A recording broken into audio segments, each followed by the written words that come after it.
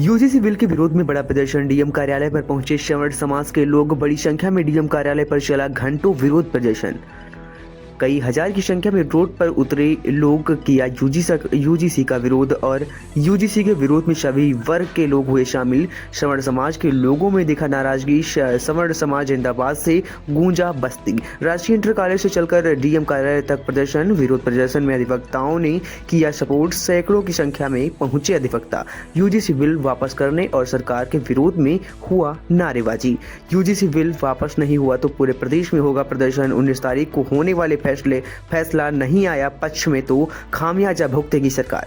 DM कार्यालय पर पहुंचकर प्रशासनिक अधिकारी एडीएम के माध्यम से प्रधानमंत्री को ज्ञापन सौंपा।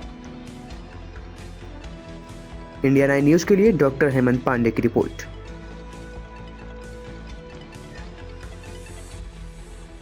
अब देखिए, ये पूरे देश में इस समय यूजीसी का जो प्रकरण है, ये प्रकरण हमारे श्रम समाज के बच्चों के लिए बहुत ही खतरनाक है और हम लोग बस्ती से एक आवाज ऐसी उठाना चाहते हैं कि जिस आवाज की गूंज जो है दिल्ली के गलियारों में सुनाई पड़े।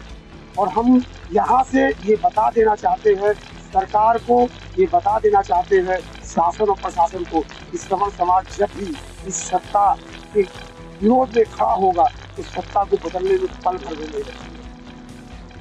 यूजीसी बिल जो लागू किया गया है, ये सारे समाज के लिए बहुत ही घातक है और ये बिल पता नहीं किस तरह की इनकी मानसिकता रही होगी, इनके कथनी और करनी में कितना अंतर है।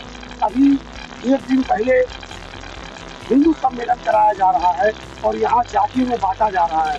हमें समझ में नहीं आता है कि कुर्सी के लालच में ये नेता कितने नीचे गिरेंगे कि हमारे बच्चों को भी नहीं छोड़ रहे हैं। जो बच्चे प्यार से किसी कॉलेज में पढ़ा करते थे, उन बच्चों को भी इन लोगों ने राग देश और जात के भेदभाव में बांट दिया है। हम सरकार को ये बताना चाहते हैं कि आने वाला कल जो है बहुत ही इनके लिए घातक होगा और इस सरकार को बदलने का काम यही श्रवण समाज करेगा। हम सब इसके विरोध में हैं। अगर सरकार नहीं मानी और नहीं तो अगर हमारे बीच इसका कोई भी फैसला आया और सरकार ने इसके कोई और संशोधन के अलावा अगर कोई और काम किया तो हम इस सरकार को बहुत देने में कभी भी संशोधन नहीं करेंगे और हमारा समाज पूरी तरह से इस बिल के विरोध में है और हम सब इस बिल के विरोध में आगे दिल्ली तक लड़ने को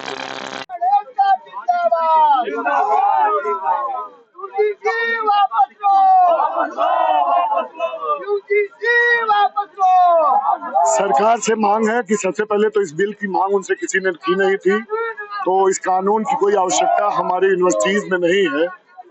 और यदि सरकार के पास कोई ऐसी मजबूरी है कि अब कानून ला दी है तो ना उसे अजगर की तरह ना निगल पा रही है ना उगल पा रही है, तो इसमें 3 संशोधनों के साथ इस कानून को पारित करे। पहला संशोधन कि ये जो लिखा गया कि ओबीसी एससी एसटी के बच्चों के साथ कुछ गलत होगा तो स्क्वाड कमेटी बनाई जाएगी, तो ये किसी भी बच्चे के साथ यदि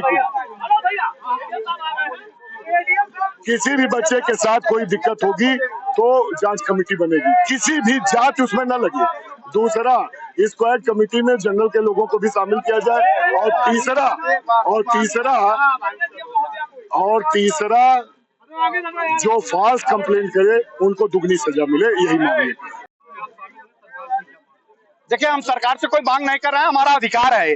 अगर ये कानून लाया गया था तो सभी वर्गों को उसमें प्रतिनिधित्व मिलने का मौका मिलना चाहिए था। जिस तरीके से इन लोगों ने वर्ग विभेद करके हमारे तमाम बच्चों को अपराधी बनाने की साजिश किया है, कहीं ना कहीं सवर्णों को और अन्य विरोधियों से लड़ाने की कोशिश की है, ये निश्चित तौर पर स्वीकार नहीं है। ये भारतीय जनता पार्टी की मोदी की सरकार सवर्णों की विरोधी बन गई है। खासतौर पर इन्होंने पीठ पे छुरा भोंका है। अब सवर्ण समाज के लोग उनको माकूल जवाब देंगे और आने वाले दिनों में अगर ये बिल वापस नहीं करते हैं तो निश्चित तौर पे ये 2 सीटों से चुनाव लड़ करके सवर्ण परिवार के नाते आए थे और आज सदन में कई बार प्रधानमंत्री की कुर्सी पाए हैं। अब ये पुनः 2 सीटों पे आकर के रख दिए जाएंगे और ये समझ नहीं पा रहे हैं कि सवर्णों ने जब जब अपनी ताकत दिखाई है तब तब अहंकारी सत्ताओं को समाप्त हो जाना पड़ा है। सदियों से हम लोगों ने धैर्यता का परिचय दिया है, समाज को समाज से जोड़ने का काम किया है, लेकिन ये लोग राजनीति करते हुए बार बार हम लोगों को तोड़ने की कोशिश करते हैं। सवर्ण समाज इसको स्वीकार नहीं करेगा।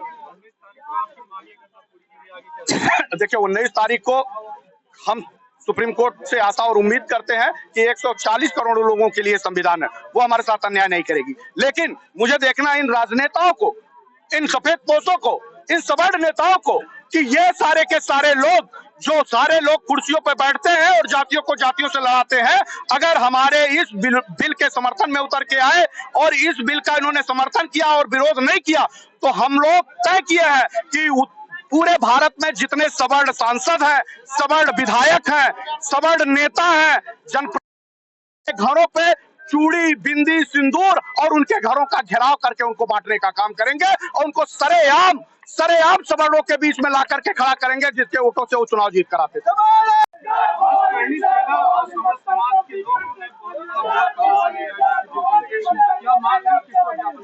देखिए, सब लोग जानते हैं कि यूजीसी हम लोगों के बच्चों के ऊपर एक काला कानून आया है और इसी के विरोध में आज बस्ती जिले में एक बड़ी भीड़ के साथ हम लोगों ने डीएम साहब को ज्ञापन देने का कार्य कर रहे हैं। हम चाहते हैं कि यूजीसी वापस हो, क्योंकि हमारे बच्चों के ऊपर जो जिस तरह का जो है ये काला कानून आया है, ये बहुत ही जो है शर्मनाक है, क्योंकि बच्चों का भविष्य यदि खत्म होगा तो सौर समाज भी जो है एकदम पूरी तरह टूट जाएगा, क्योंकि हमारे समाज में बच्चे ही हमारे जो है भविष्य होते हैं। हम उन्हीं की पढ़ाई लिखाई में जो अपना सब कुछ न्यौछावर कर देते हैं, तब हमारे बच्चे आगे चल करके अधिकारी और अच्छी शिक्षा ग्रहण कर पाते हैं। तो इसी के विरोध में हम लोगों ने एक आंदोलन किया है और 19 तारीख को हम लोग एक निर्णय आने वाला है। यदि निर्णय हमारे पक्ष में है तो हम इसका जो है स्वागत करते हैं। अगर कहीं विरोध में हुआ तो मैं बस्ती के साथ साथ पूरे देश में इतनी बड़ी क्रांति आएगी जिसकी कल्पना ना भाजपा सरकार कभी सोची होगी ना आगे सोचेगी।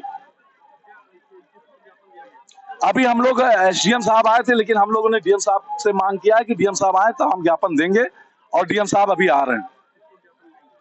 हम लोग डीएम साहब को देंगे और प्रधानमंत्री और जो है हम प्रधानमंत्री को देंगे, क्योंकि प्रधानमंत्री के द्वारा जो है ये पूरे प्रदेश नहीं पूरे देश में जो है करड़ी सेना का हर रोज एक बड़ा आंदोलन हो रहा है, जिसमें हमारे राष्ट्रीय अध्यक्ष महिपाल सिंह मकराना जी के नेतृत्व में पूरे भारत में जगह जगह एक बड़ा विरोध प्रदर्शन हो रहा है।